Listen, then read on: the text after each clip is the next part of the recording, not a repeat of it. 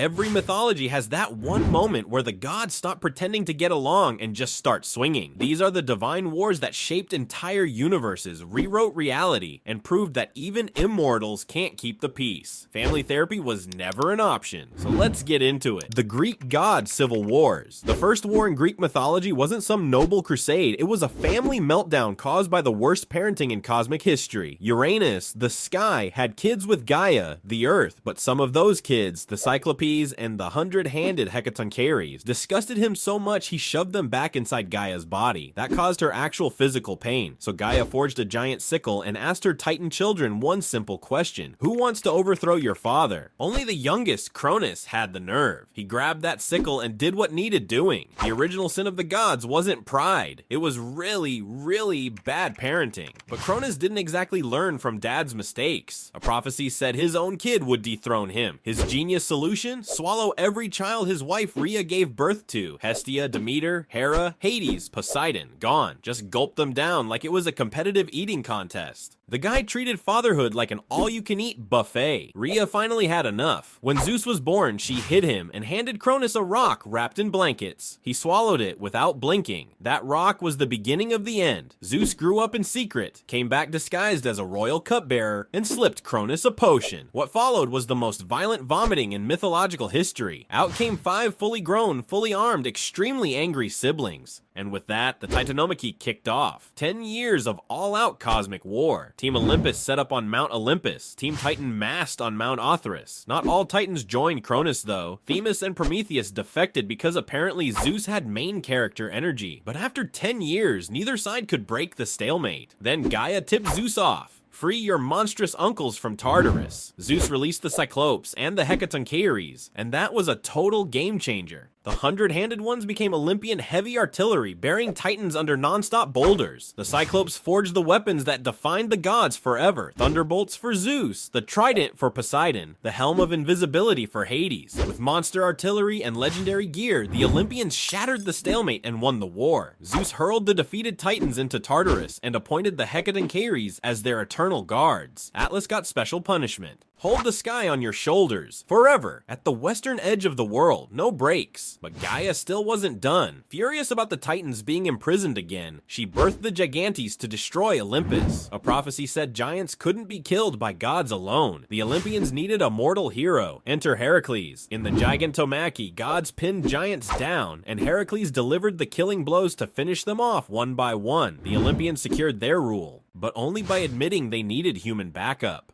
The most powerful beings in existence couldn't finish the job without a guy with a club. That's Greek mythology for you. Even gods have limits. And the cycle that started with a father swallowing his children ended with children overthrowing their father. Power struggles, bad parents, and sharp objects. The Greek formula never changes. The Norse War of Unification. The first war in Norse mythology wasn't good versus evil. It was a culture clash that spiraled into full-blown divine conflict. And it started with a failed assassination of an air goddess named Golve. Showed up in Asgard, the home turf of the Aesir gods. She brought gold and powerful magic called Satyr. The Aesir wanted the gold but feared the magic. They called it shameful and unmanly, so they tried to kill her, stabbed her, burned her. She kept coming back. 3 times they tried. 3 times she rose from the flames. That botched triple execution kicked off the Aesir-Vanir War. Odin's side fought with weapons and brute force. He literally started the war by hurling his spear Gungnir over the enemy lines. The Norse equivalent of shouting, "You're all mine now," across the battlefield. The Vanir fought back with Satyr, bending wills and shaping fate itself. Neither side could gain the upper hand. The war dragged on with no winner in sight. Eventually, they agreed to a truce sealed with a hostage exchange. The Vanir sent Njord and his children Freyr and Freya to live in Asgard. Solid picks, real talent. The Aesir tried to pull a fast one. They sent Honir, who looked the part of a leader but couldn't make a single decision without help, and Mimir, the actual brains of the operation. The Vanir made Honir a chief, quickly realized he was completely useless without Mimir whispering answers in his ear, and felt scammed. Their response was swift and brutal. They cut off Mimir's head and sent it back to Odin. Most leaders would have restarted the war over that, not Odin. Odin. He preserved the head with herbs and magic, then used it as his personal advisor for the rest of time. Because in Norse mythology, even decapitation is just a career change. To formally seal peace, both sides performed a ritual where every god spat into a ceremonial cauldron. From that shared essence, they created Kvasir, the wisest being in the entire cosmos. A living symbol of two cultures merged, born not from blood or fire, but from spit, sacrifice, and spite. Only Norse mythology could turn a peace treaty into something that strange, that brutal, and that oddly beautiful. The Hindu creation battle. In Hindu mythology, the Devas and Asuras were locked in an eternal war. Think of it as the universe's longest running rivalry. Good versus evil, order versus chaos, except the line between the two was never quite as clean as anyone pretended. But then the Devas got hit with a devastating curse that stripped their strength and immortality. Suddenly the good guys were losing, badly. Without immortality, they were just powerful beings on a countdown. Their only hope was Amrita, the nectar of immortality, hidden deep at the bottom of the cosmic ocean of milk. Problem was, churning that ocean was a job so massive even the gods couldn't do it alone. They needed leverage, manpower, and a really big churning rod. So the Devas made a desperate move. They formed a temporary alliance with the Asuras, their sworn enemies. Picture two rival teams forced to work together on a group project where neither trusts the other to do their part, but both know they'll fail without each other. They used Mount Mandara as the churning rod and Vasuki, a cosmic serpent, as the rope. The Devas grabbed the tail, the Asuras grabbed the head, and they pulled back and forth across the ocean in the most intense tug of war in mythological history. But the churning didn't start smoothly. The mountain had no base and kept sinking, so Vishnu himself transformed into a giant tortoise and dove beneath it, holding the entire operation on his back. Even with divine support, the process was brutal. Poison came up first, not a little poison. Halahala, a venom so lethal it could destroy all of creation. Everyone panicked. The gods panicked. The Asuras panicked. The universe was seconds from ending before it could be saved. Then Shiva stepped forward, scooped up the poison, and drank it. His wife Parvati grabbed his throat to stop it from spreading, which turned his neck permanently blue.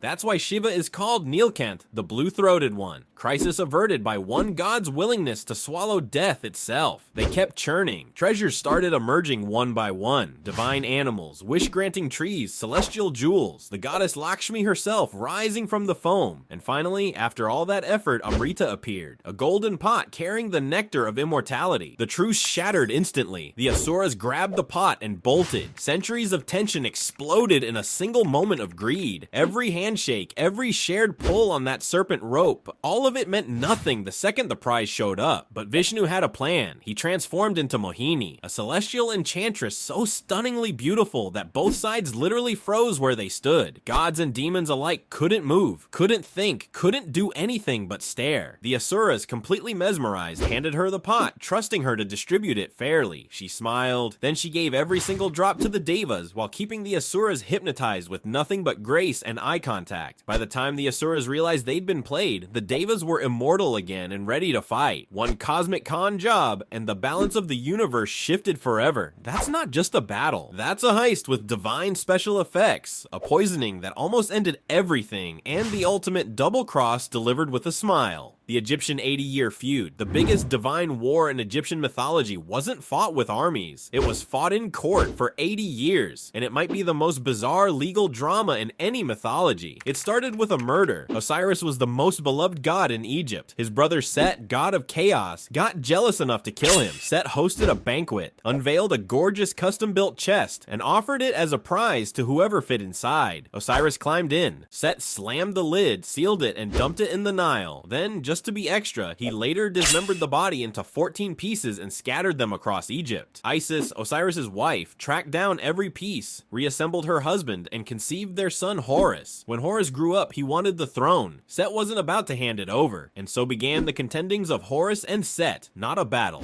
a court case, in front of a tribunal of major gods. Horus claimed the throne as rightful heir. Set argued Horus was a weak child, and Set was the strongest god alive. The court deadlocked, so they launched a series of increasingly bizarre contests. One had them transform into hippos for a breath-holding showdown at the bottom of the Nile. Isis tried to help with a magical harpoon, accidentally hit Horus first, then hit Set, then let Set go when he appealed to her pity. Horus exploded out of the water in a rage and chopped off his mother's head. Thoth calmly reattached it. Some versions say he replaced it with a cow's head, which supposedly explains her cow horn headdress. Because why not? Then Set attempted to humiliate Horus through assault as a power move, but Horus caught the evidence in his hands. Isis countered brilliantly. She spread Horus's seed on Set's favorite food, lettuce. Set aided unknowingly. In court, when the gods called for proof, Set's claim answered from a marsh, meaning it had been discarded. But Horus's answered from inside Set. Legal humiliation on a cosmic scale. The ultimate know you in divine court history. Set, refusing to quit, demanded one final contest. A race down the Nile in boats made of stone. Set carved an actual stone boat. It sank immediately. Horus built a wooden boat coated in plaster to look like stone. It floated. Set raged, transformed into a hippo, and attacked. But the gods had seen enough. They crowned Horus the rightful king. Set wasn't killed. He was exiled to guard Ra's boat in the underworld, meaning the guy who murdered Osiris and fought his son for 80 years now had to work the same night shift as the family he destroyed. Awkward co-worker energy for eternity. Irish mythological war. In Irish mythology, the war for Ireland was a high-stakes turf war between chaos and civilization. On one side, the Fomorians, monstrous beings who crawled out of the sea and shadows, sometimes described with one eye, one arm, and one leg. They were the original hard-mode bosses of Celtic myth. They came from the dark edges of the world, and their whole deal was destruction. Pure, relentless, unfiltered destruction.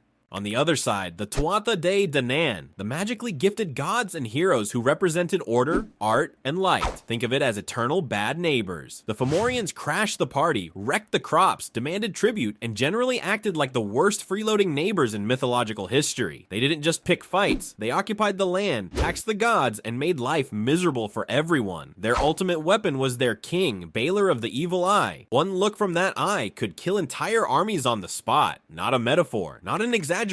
The eye literally killed on sight. It was so heavy and so destructive that servants had to pry it open with hooks whenever Balor wanted to use it. Sunglasses would not have saved anyone. A bunker might not have saved anyone. But here's where it gets personal. The Tuatha's champion was Lugh, the hero god of skill, light, and warfare. A master of every craft, every weapon, every discipline. The gods called him Samildanak, the one skilled in all arts. And Lugh was Balor's grandson. So the final battle of the entire war came down to a family member killing a family member. Bloodline versus bloodline. Order versus chaos. Grandson versus grandfather. In the decisive moment, Lugh faced Balor directly across the battlefield. The giant's deadly eye was being pried open by his servants, ready to unleash its killing gaze on the entire Tuatha army. Lugh didn't hesitate. He launched a sling stone with such perfect aim and such devastating force that it struck the evil eye and blasted it straight through the back of Balor's skull, and that flipped the eye's killing power onto the Fomorian army standing behind him. Their own weapon turned against them in a single heartbeat. One shot turned the entire war into a decisive wipeout. The ultimate David and Goliath moment, except David was a god, and Goliath was his own grandpa. Chaos lost, order won, and Ireland got its founding myth written in blood, magic, and one perfectly aimed stone.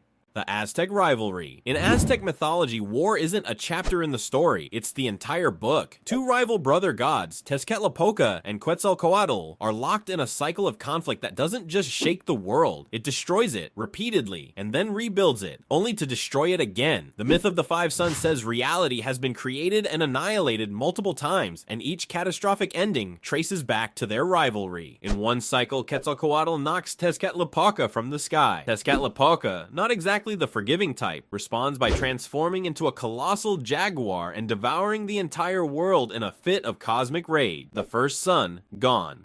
Eaten by a giant cat. The second sun was blown away by hurricanes. The third burned to ash. The fourth drowned under endless floods. Each destruction was another round in their eternal grudge match, and each time, reality had to start over from scratch. Their conflict isn't a side story in Aztec myth, it is the mechanism of creation and destruction itself, the engine that makes the universe run. But here's the part that really gets under your skin. In some versions, the rivalry wasn't always violent. Quetzalcoatl was the feathered serpent, the god of wind, wisdom, and civilization. He gave humanity maize, taught them art, and basically made society possible. Tezcatlipoca was his dark mirror, god of night, sorcery, and conflict. He didn't just want to destroy what Quetzalcoatl built, he wanted to prove it was fragile. In one telling, Tezcatlipoca didn't attack Quetzalcoatl with armies or lightning. He tricked him, got him drunk, led him into disgrace, and watched as the feathered serpent exiled himself out of shame. Quetzalcoatl left on a raft made of serpents, promising to return one day. That promise echoed for centuries, creating one of history's most tragic misunderstandings when Spanish conquistadors arrived and some believed the prophecy was being fulfilled. It wasn't, but the legend stuck. We're living under the fifth sun right now, born from divine sacrifice and fire. The gods literally threw themselves into flames just to keep it burning, but they warned it won't last forever. When the balance tips again, the sky falls, the earth quakes, and humanity's final sunset arrives. The Aztecs didn't see apocalypse as doom. They saw it as cosmic recycling with a side of existential dread. And at the center of it all, two brothers who will never, ever stop fighting. One builds, the other breaks, and the universe keeps spinning between them like a coin that never lands. That's not mythology, that's the universe's operating system. The Babylonian creation battle. The Babylonian creation myth, the Enuma Elish, starts with the most relatable conflict imaginable: noise complaints. In the beginning, there were two primordial beings, Apsu, the freshwater, and Tiamat, the chaotic saltwater sea. Their younger gods were loud, restless, and endlessly annoying. Apsu got so fed up, he plotted to murder them all just for some peace and quiet. But the god Ea struck first, killing Apsu before the plan could unfold, and that pushed Tiamat completely over the edge. Grief-stricken and furious, she decided to end it all. She birthed an army of monsters, dragons, scorpion men, sea serpents, creatures that sound like someone flipped through a nightmare catalog and checked every single box. She appointed Kingu as her general and gave him the Tablet of Destinies, basically the cheat codes to the universe. The gods panicked. None of them wanted to face her. They sent champions. Each one took one look at Tiamat's army and turned around. Then Marduk stepped up, young, ambitious, and ready to make a name for himself. But he had conditions. Beat Tiamat and you crown me supreme king of everything. No debates, no votes. Permanent authority. The gods, out of options, agreed. In the battle, Marduk trapped Tiamat using the four winds to force her mouth open. He inflated her body with storm winds until she was completely immobilized, bloated, and helpless. Then he fired a single arrow straight through her heart. One shot, done. But Marduk didn't just win. He built the universe from her corpse. He split her body in two. One half became the sky, the other became the earth. Her eyes became the sources of the Tigris and Euphrates rivers. Her ribs became the vault of the heavens. And humanity, made from the blood of Kingu, her defeated general, mixed with clay. In Babylon's worldview, the entire cosmos is literally constructed from the casualties of divine war. Every river, every mountain, every star, every human life traces back to a goddess who was killed and recycled into reality. Amaterasu versus Susanoo. Not every war between gods involves armies and thunderbolts. Sometimes the most devastating conflict is just sibling drama turned cosmic, and this one plunged the entire world into darkness. Amaterasu, the Shinto sun goddess, ruled the heavens with dignity, grace, and order. She was the most important deity in the Japanese pantheon. The imperial family even claimed descent from her. Her brother Susanoo, the storm god, was the opposite of everything she represented. Wild, reckless, and fresh off losing a bet that got him banished from heaven. But before he left, he decided to go out with maximum destruction. He trashed Amaterasu's sacred rice fields, the ones that fed the gods. He destroyed her irrigation channels. Then he hurled a flayed horse into her weaving hall where her attendants were working. One of them was so horrified she died from the shock. Susanoo was systematically desecrating everything his sister held sacred. He was declaring war on order itself. Furious, humiliated, and grief-stricken, Amaterasu did the one thing nobody expected. She walked into a cave and sealed it shut behind her, and with her went the sun. The world was plunged into complete and total darkness. Crops failed immediately. Demons and evil spirits ran wild. Chaos erupted everywhere. The entire balance of existence collapsed because one goddess decided she'd had enough. The other gods were terrified. They tried everything to coax her out. Nothing worked. Then they came up with the strangest plan in Japanese mythology. They threw a massive party right outside the cave. Music, dancing, shouting, laughter. The goddess Amino Uzumi performed a wild comedic dance that made all the other gods roar with amusement. Amaterasu, alone in the dark, heard the the commotion and couldn't understand why anyone would be celebrating without her. Curiosity cracked her resolve. She peeked out. The gods had placed a mirror at the cave entrance, and when Amaterasu saw her own brilliant reflection, she was dazzled. The other gods grabbed her and pulled her back into the world. Light returned. Order was restored. Susanoo was punished harshly, stripped of his divine rank, fined with heavy offerings, and exiled to Earth as an outcast. He wandered until he eventually redeemed himself by slaying an 8-headed serpent, but that's another story. This wasn't a war fought with swords or lightning. It was a war of pride, respect, and emotional devastation, and it proves something that echoes across every mythology on this list. The most dangerous thing a god can do isn't attack, it's walk away. Because when the sun leaves, everything falls apart, and it took laughter, a mirror, and the collective effort of every other deity just to bring her back. That's the power of knowing your own worth. Even the gods needed her more than she needed them. If you want more myths, monsters, and legendary chaos delivered straight to you, hit the subscribe button and turn on notifications so you don't miss the next one. And if you're already hungry for more, there's a suggested video right there. Click it, you won't regret it.